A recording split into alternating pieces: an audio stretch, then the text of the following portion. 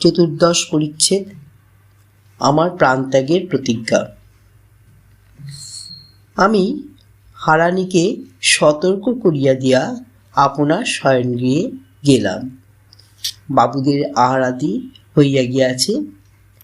এমন সময় একটা বড় গণ্ডগোল পড়িয়া গেল। কেহ ডাকে পাখা, কেহ ডাকে জল, কেহ ডাকে ঔষধ, কেহ ডাকে ডাক্তার। এইরূপ হুলস্থুল। হারানি হাসিতে হাসিতে আসিল। আমি জিজ্ঞাসা করিলাম, এত গণ্ডগোল কিসের? হারানি বলিল, সেই বাবুটি মূর্ছা গিয়াছিলেন। আমি বলিলেন, তারপর? হারানি বলিল, এখন সামলেছেন। আমি বলিলাম, তারপর? হারানি বলিল, এখন বড় অবসন্ন, বাসায় যাইতে পারিলেন না। এখানেই বড় বৈঠকখানার পাশের ঘরে শুইলেন।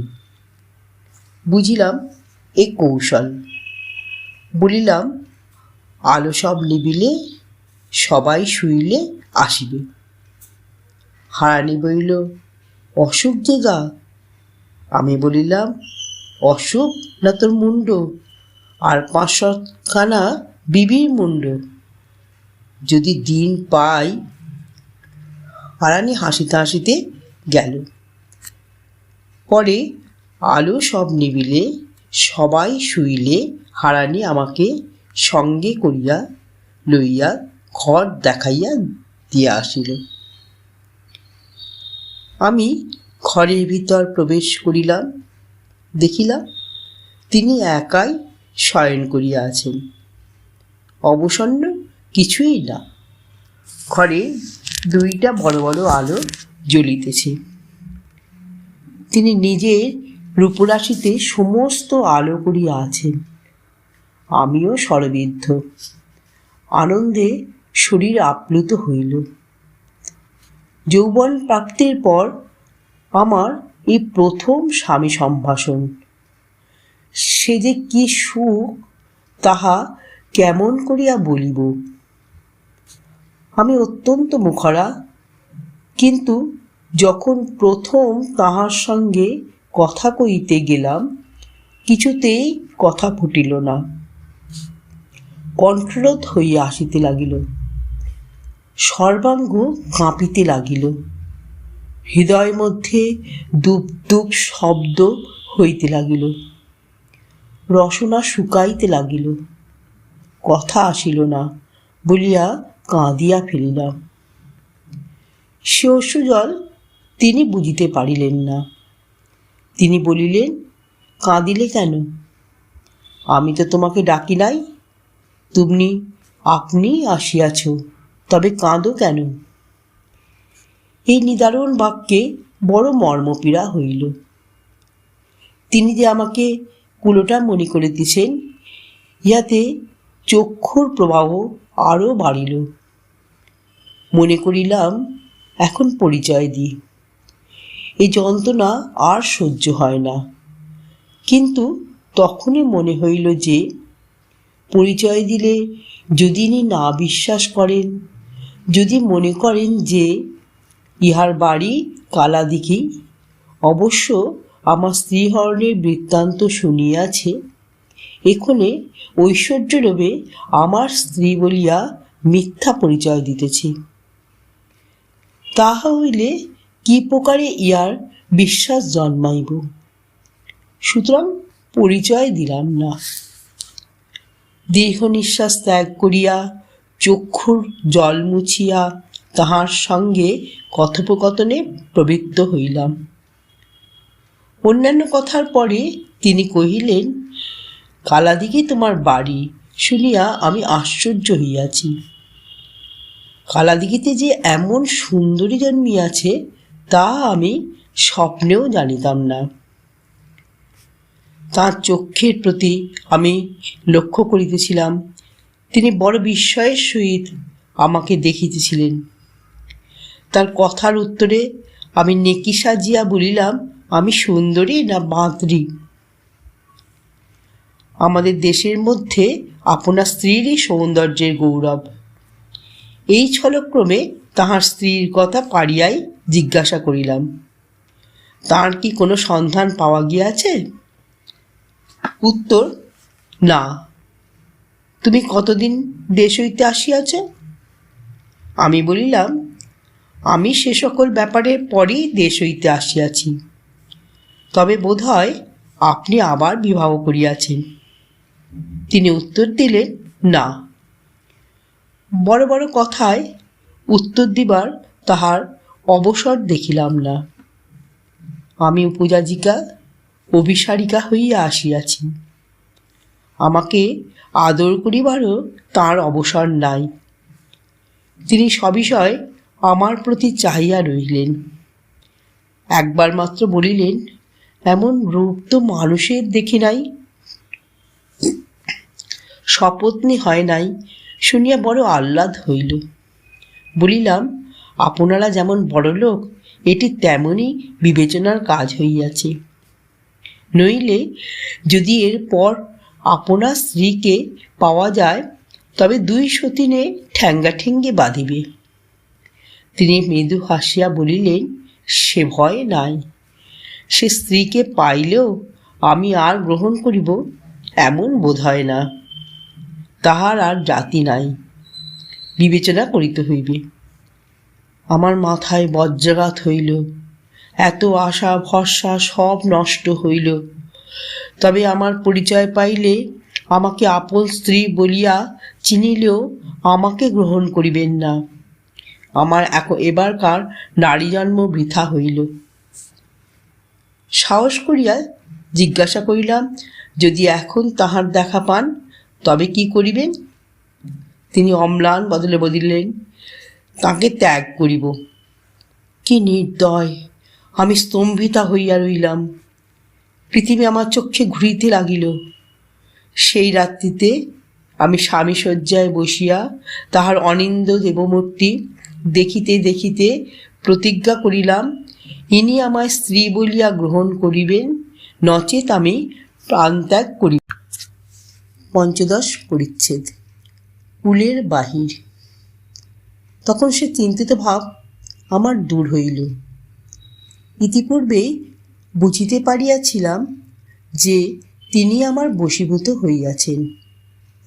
মনে মনে কহিলাম, যদি গণ্ডারের খড়্গপ্রয়োগে পাপ না থাকে, যদি হস্তির দন্তপ্রয়োগে পাপ না থাকে, যদি ব্যাঘ্রের নখ ব্যবহারে পাপ না থাকে, যদি মহিষীর সিংহাঘাতে পাপ না থাকে, তবে আমারও পাপ হইবে না।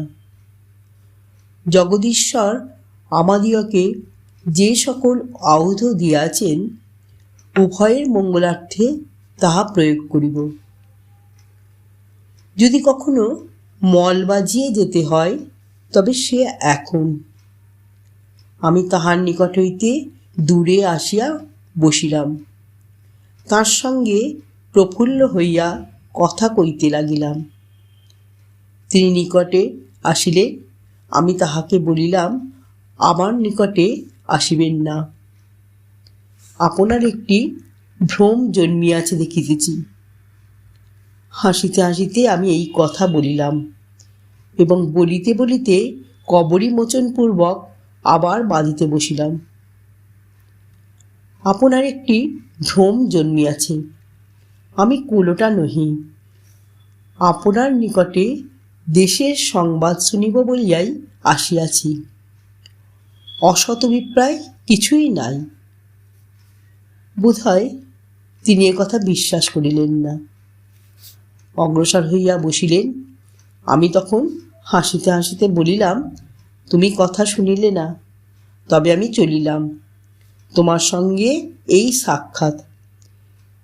এই বলিয়া আমি যেমন করিয়া চাহিতে হয় তেমন করিয়া চাহিতে চাহিতে আমার কুঞ্চিত মসৃণ সুবাসিত অলকদামের প্রান্তভাগ যেন অনাবধানে তাহার গণ্ড স্পর্শ করাইয়া সন্ধ্যার বাতাসে বসন্তের লতার মতো একটু হেলিয়া গাত্রস্থান করিলাম।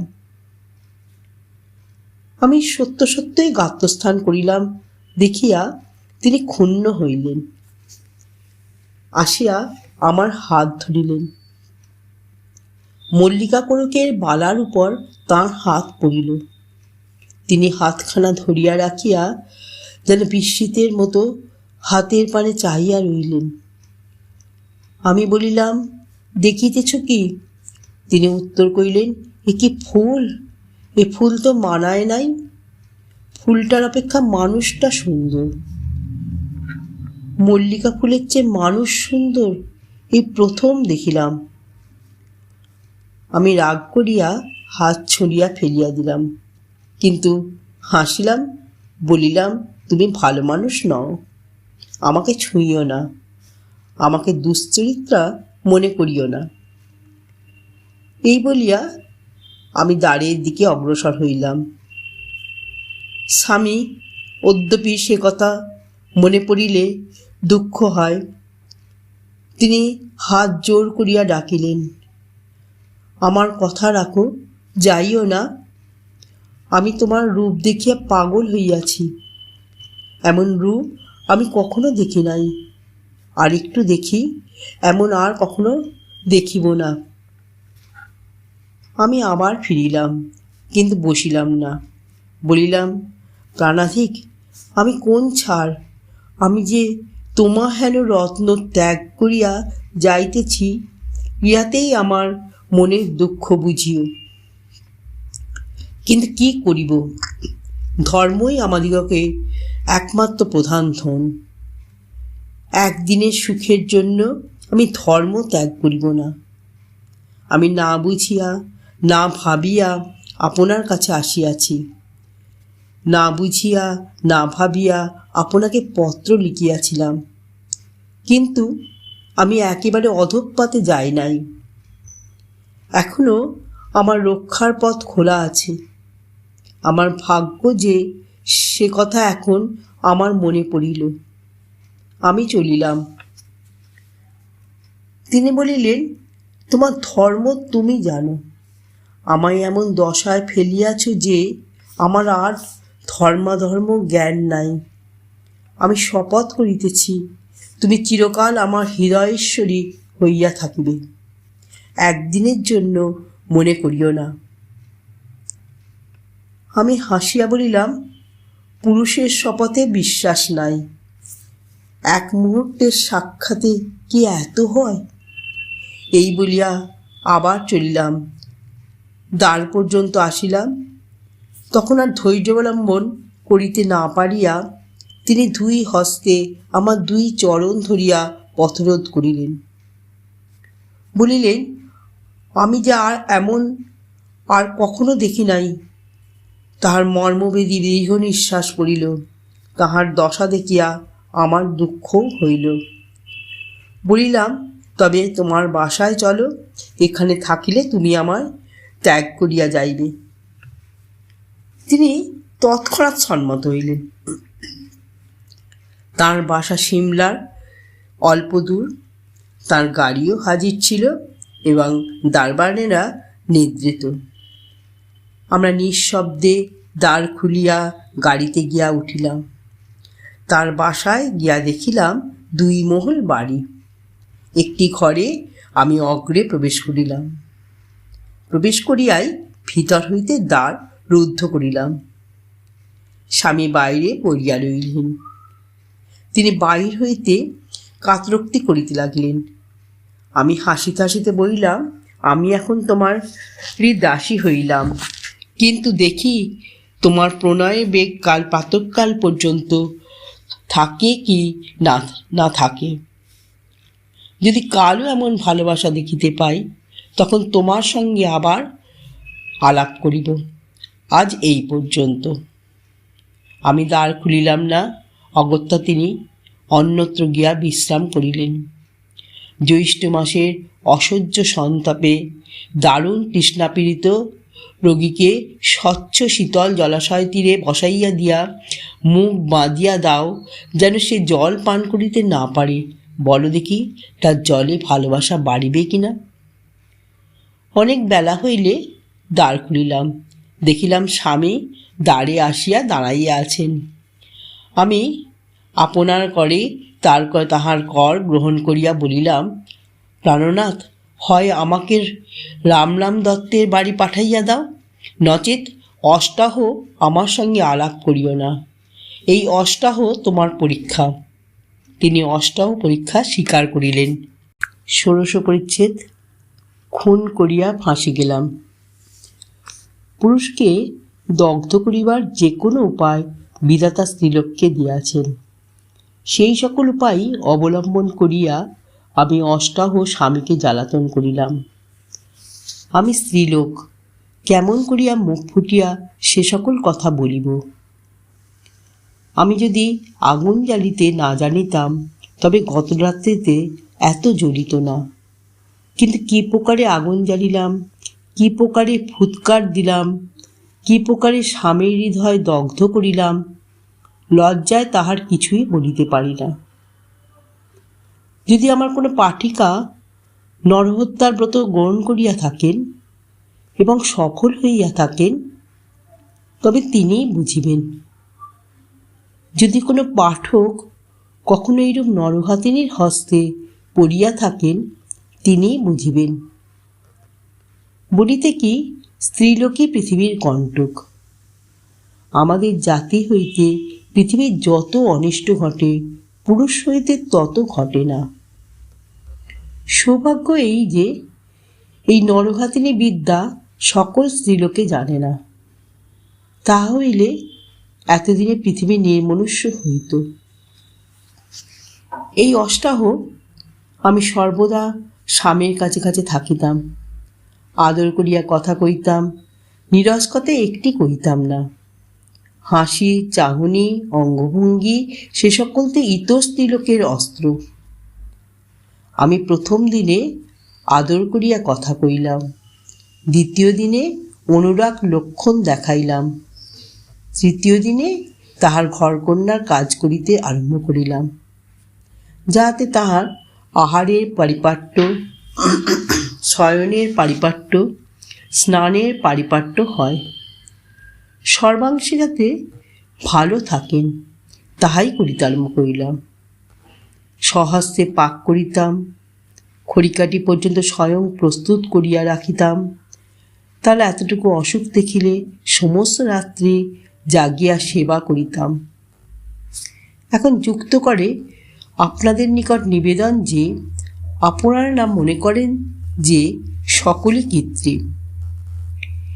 ইন্দ্রার মনে এতটুকু গর্ব আছে যে কেবল ভরণ পোষণের লোভে অথবা স্বামীর ধনে ধনশ্বরী হইব এই লোভে সে এই সকল করিতে পারে না। স্বামী পাইব এই লোভে কৃত্রিম প্রণয় প্রকাশ করিতে পারিতাম না। ইন্দ্রের ইন্দ্রাণী হইব এমন লোভেও পারিতাম না। স্বামীকে মোহিত করিব বলিয়া হাসি চাউনি ঘটা ঘটাইতে পারি, কিন্তু স্বামীকে মোহিত করিব বলিয়া কৃত্রিম ভালোবাসা ছড়াইতে পারি না। ভগবান সে মাটিতে ইন্দিরাকে গড়েন নাই। যে অভাগী কথাটা না বুঝিতে পারিবে, যে নারকিনী আমায় বলিবে হাসি চাউনির ফাঁদ পাতিতে পারো, খোপা খুলিয়া আবার বাঁধিতে পারো, কথার ছলে সুগন্ধি কুঞ্চিতালোকগুলি হতভাগ্য মেন্সের গালে ঠেকাইয়া তাকে রোমাঞ্চিত করিতে পারো, আর পারো না তার পালখানি তুলিয়া লইয়া টিপিয়া দিতে, কিংবা হুঁকার চিলিমটায় ফোঁ দিতে। যে হতভাগী আমাকে এমন কথা বলিবে, সে পোড়ার মুখে আমার এই জীবন বৃত্তান্ত যেন পড়ে না। তা তোমরা 5 রকমের 5 জন মেয়ে আছো, পুরুষ পাঠক দিগের কথা আমি ধরি না। তারা এ শাস্ত্রের কথা কি বুঝিবে? তোমাদের আসল কথাটা বুঝাইয়া বলি। ইনি আমার স্বামী, প্রতিসেবাতেই আমার আনন্দ। তাই কৃত্রিম নহে, সমস্ত অন্তঃকরণের সহিত আমি তাহা করিতেছিলাম। মনে মনে করিতেছিলাম যে তিনি আমাকে গ্রহণ নাই করেন, তবে আমার পক্ষে পৃথিবীর যে সার সুখ যাহা আর কখনো ঘটে নাই, আর কখনো ঘটিতে নাও পারে, তাহা অন্তত এই কয়দিনের জন্য প্রাণ ভরিয়া ভোগ করিয়া লই। তাই প্রাণ ভরিয়া প্রতিসেবা করিতেছিলাম। ইহাতে কি পরিমাণে সুখী হইয়াছিলাম তা তোমরা কেহ বুঝবে, কেহ বুঝবে না। পুরুষ পাঠককে দয়া করিয়া কেবল হাসি চাউনির তত্ত্বটা বুঝাইব, যে বুদ্ধি কেবল কলেজের পরীক্ষা দিলেই সীমা প্রান্তে পৌঁছে ওকালতির 10 টাকা আনিতে পারিলেই বিশ্ববিজয়ীর প্রতিভা বলিয়া স্বীকৃত হয়, যার অভাবই রাজদ্বারে সম্মানিত, সে বুদ্ধির ভিতর প্রতিভক্তি তত্ত্ব প্রবেশ করানো যাইতে পারে না। যারা বলে বিধবার বিবাহ দাও, ধেরে মেয়ে নইলে বিবাহ দিও না, মেয়েকে পুরুষ মানুষের মতো নানা শাস্ত্রে পণ্ডিত করো, তাহারা প্রতিভক্তি তত্ত্ব বুঝিবে কি? তবে হাসি চাহনির তত্ত্বটা যে দয়া করিয়া বুঝাইব বলিয়াছি, তার কারণ সেটা বড় মোটা কথা। যেমন মাহত অঙ্কুশের দ্বারা হাতিকে বশ করে, কচুয়ান ঘোড়াকে চাবুকের দ্বারা বশ করে, রাখাল গরুকে পাঁচন বাড়ির দ্বারা বশ করে, ইংরেজ যেমন চোখ রাঙাইয়া বাবুর দল বশ করে, আমরা তেমনই হাসি চাউনিতে তোমাদের বশ করি। আমাদের প্রতিপত্তি, আমাদের গুণ। আমাদিগকে যে হাসি চাউনির কদর্য কলঙ্কে কলঙ্কিত হইতে হয়, সে তোমাদের দোষ। তোমরা বলিবে এ অত্যন্ত অহংকারের কথা। তা বটে, আমরাও মাটির কলসি, ফুলের ঘায়ে ফাটিয়া যাই। আমার এই অহংকারের ফল হাতে হাতে পাইতেছিলাম। যে ঠাকুরটির অঙ্গ নাই অথচ ধনুর্বাণ আছে, মা বাপ নাই অথচ স্ত্রী আছে, ফুলের বাণ অথচ তাহাতে পর্বত বিদীর্ণ হয়, সেই দেবতা স্ত্রীজাতির গর্বখর্বকারী। আমি আপনার হাসি চাউনির ফাঁদে পরকে ধরিতে গিয়া পরকেও ধরিলাম, আপনিও ধরা পড়িলাম। আগুন ছড়াইতে গিয়া পরকেও পোড়াইলাম, আপনিও পুড়িলাম। হোলির দিনে আবির খেলার মতো পরকে রাঙা করিতে গিয়া আপনিও অনুরাগে রাঙা হইয়া গেলাম। আমি খুন করিতে গিয়া আপনি ফাঁসি গেলাম। বলিয়াছি তার রূপ মনোহর রূপ, তাতে আবার জানিয়াছি যার এই রূপরাশি তিনি আমার সামগ্রিক। তাহারই সোহাগে আমি সোহাগিনী, রূপসী তাহারই রূপে। তারপর এই আগুনের ছড়াছড়ি। আমি হাসিতে জানি, হাসির কি উত্তর নাই? আমি চাহিতে জানি, চাহনির কি পাল্টা চাহনি নাই? আমার অধরষ্ট দূর হইতে চুম্বনাকাঙ্ক্ষায় ফুলিয়া থাকে, ফুলের কুঁড়ি পাপড়ি খুলিয়া ফুটিয়া থাকে। তাহার প্রফুল্ল রক্ত পুষ্পতুল্য কোমল অধরষ্ট কি তেমনি করিয়া ফুটিয়া উঠিয়া পাপড়ি খুলিয়া আমার দিকে ফিরিতে জানে না? আমি যদি তার হাসিতে, তার চাহনিতে, তার চুম্বনাকাঙ্ক্ষায় এতটুকুই ইন্দ্রিয়াকাঙ্ক্ষার লক্ষণ দেখিতাম, তবে আমি জয়ী হইতাম। তাহা নহে।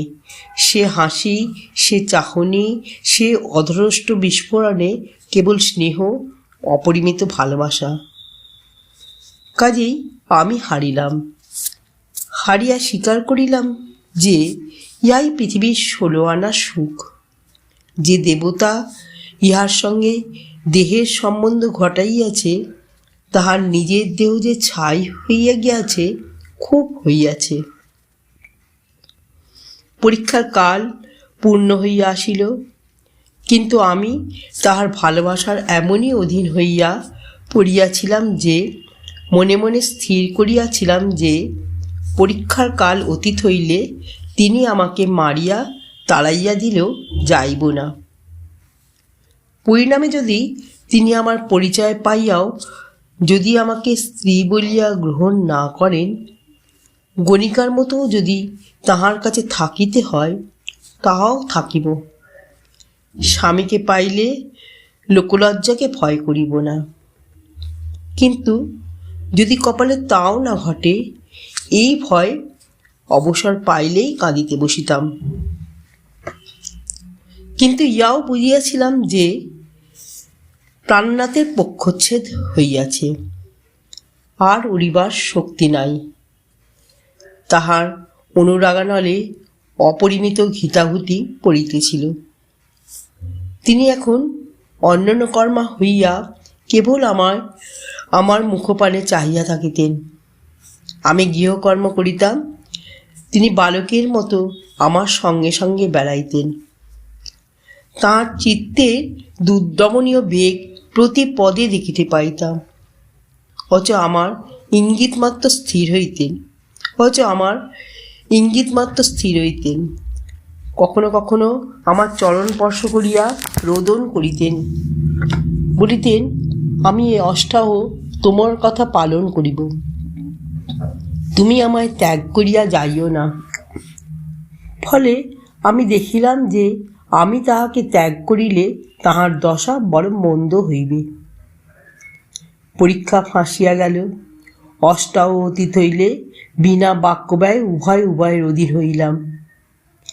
তিনি আমায় কুড়োটা বলিয়া জানিলে তাহাও সহ্য করিলাম। কিন্তু আমি যাই হই, হাতির পায়ে শিকল পরিয়াছি ইয়া বুঝিলাম। সপ্তদশ পরিচ্ছেদ। ফাঁসির পর মোকদ্দমার তদারক। আমরা কলকাতায় দিন কতক সুখে স্বাচ্ছন্দ্যে রহিলাম। তারপর দেখিলাম স্বামী একদিন একখানা চিঠি হাতে করিয়া অত্যন্ত বিষণ্ণভাবে রহিয়াছেন। জিজ্ঞাসা করিলাম, এত বিমর্ষ কেন? তিনি বলিলেন, বাড়ি হইতে চিঠি আসিয়াছে, বাড়ি যাইতে হইবে। আমি হঠাৎ বলিয়া ফেলিলাম, আমি দাঁড়াইয়াছিলাম, মাটিতে বসিয়া পড়িলাম। চক্ষু দিয়া দরবিগলিত ধারা পড়িতে লাগিল। তিনি সস্নে হাত ধরিয়া আমায় তাহার তুলিয়া মুখচুম্বন করিয়া অশ্রুজল মুছাইয়া দিলেন। বলিলেন, সেই কথাই আমিও ভাবিতেছিলাম, তোমায় ছাড়িয়া যাইতে পারিব না।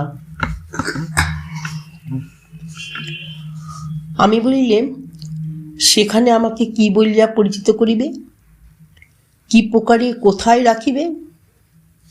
তিনি বলিলেন, তাই ভাবিতেছি, শহর নহে যে আর একটা জায়গায় রাখিব, কেউ বড় জানিতে পারিবে না।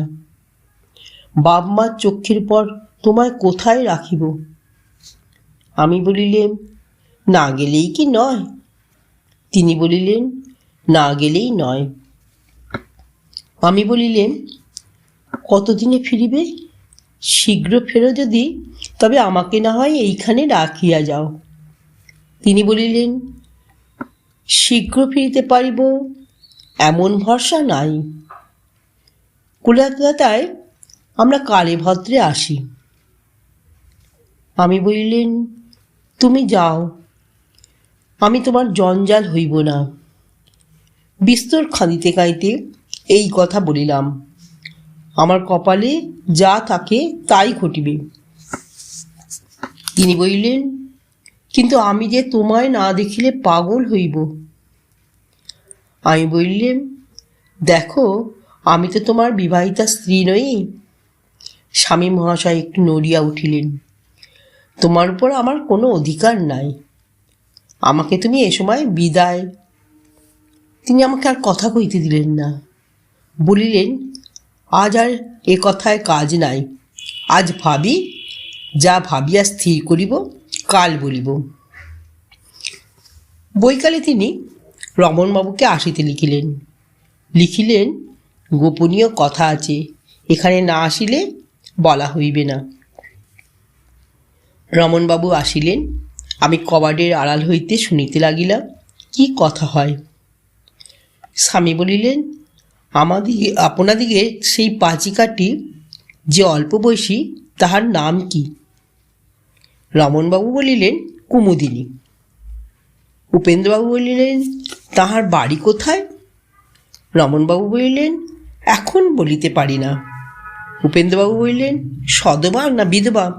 রমণবাবু বলিলেন, সধবা। উপেন্দ্রবাবু বললেন, তার স্বামীকে জানেন? রমণবাবু বলিলেন, জানি। উপেন্দ্রবাবু বলিলেন, কে? রমনবাবু বলিলেন, এক্ষণে বলিবার আমার অধিকার নাই। উপেন্দ্রবাবু বলিলেন, কেন? কিছু গুপ্ত রহস্য আছে নাকি? রমনবাবু বলিলেন, আছে। উপেন্দ্রবাবু বলিলেন, আপনারা উহাকে কোথায় পাইলেন? রমনবাবু বলিলেন, আমার স্ত্রী তার মাসির কাছে উহাকে পাইয়াছেন। উপেন্দ্রবাবু বললেন, যাক, এসব বাজে কথা, উহার চরিত্র কেমন? রমনবাবু বললেন, অনিন্দনীয়। আমাদের বুড়ি রাঁধুনিটাকে বড় খেপাইত, তাছাড়া একটি দোষও নাই। উপেন্দ্রবাবু বলিলেন, স্ত্রীলোকের চরিত্রদোষের কথা জিজ্ঞাসা করিতেছি। রমনবাবু বলিলেন, এমন উৎকৃষ্ট চরিত্র দেখা যায় না। উপেন্দ্রবাবু বললেন, উহার বাড়ি কোথায়? কেন বলিতেছেন না? রমনবাবু বলিলেন, বলিবার অধিকার নাই। উপেন্দ্রবাবু বললেন, স্বামীর বাড়ি কোথায়? রমনবাবু বললেন, ওই উত্তর। উপেন্দ্রবাবু, স্বামী জীবিত আছে? রমনবাবু, আছে। উপেন্দ্রবাবু বলিলেন, আপনি কাহাকে চেনেন? রমনবাবু বললেন, উপেন্দ্রবাবু বলিলেন, আপনি তাহাকে চেনেন? রমনবাবু বললেন, চিনি। উপেন্দ্রবাবু বললেন, ওই স্ত্রীলোকটি এখন কোথায়?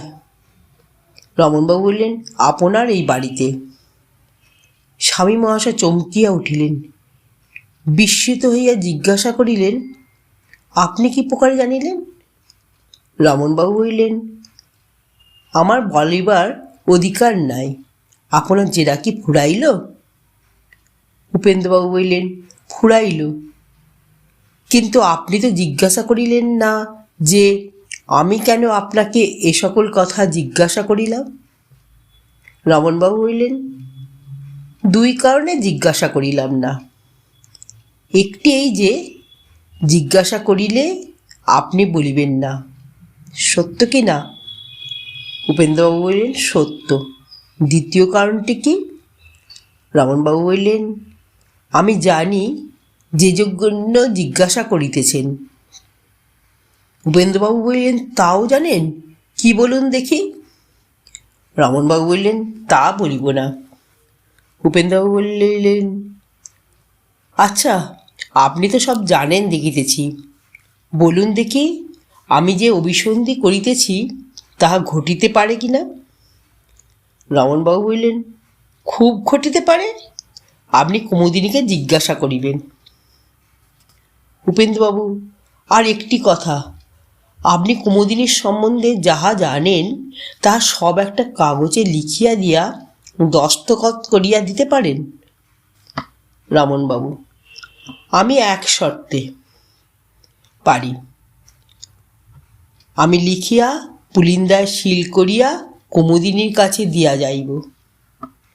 আপনি এক্ষণে তা পড়িতে পারিবেন না, দেশে গিয়া পড়িবেন। রাজি? স্বামী মহাশয় অনেক ভাবিলেন, বলিলেন, রাজি। আমার অভিপ্রায়ের পোশাক হইবে তো? রমনবাবু বলিলেন, হইবে। অন্যান্য কথার পর রমনবাবু উঠিয়া গেলেন। উপেন্দ্রবাবু আমার নিকটে আসিলেন। আমি জিজ্ঞাসা করিলাম, এসব কথা হইতেছিল কেন? তিনি বলিলেন, সব শুনিয়াছ নাকি? আমি বলিলাম, হ্যাঁ, শুনিয়াছি। ভাবিতেছিলাম, আমি তো তোমায় খুন করিয়া ফাঁসি গিয়াছি, ফাঁসির পড়া তদারক কেন? তিনি বলিলেন, এখনকার আইনে তা হইতে পারে।